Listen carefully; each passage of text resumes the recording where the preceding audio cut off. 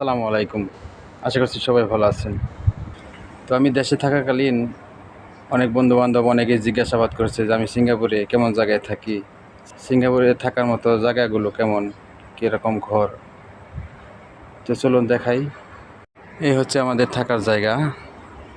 এটা আমার বাসার সামনের এরকম লম্বা ঘর। একেকটা ঘরে ১৭টা করে রুম আছে। ২ সাইডেই বারান্দা। তো বারান্দার সামনে কাপড়-চোপড় দেওয়ার জায়গা আছে।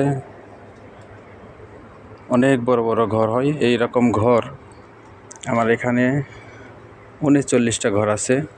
তার মধ্যে আবার কয়েকটা দোতলা টাইপের, তাতে ৫০টার মতো ঘর হবে।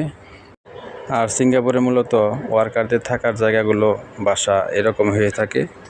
সব জায়গায় এরকম হয়ে থাকে, তবে কিছু কিছু জায়গায় ভিন্ন আছে, বিল্ডিং আছে।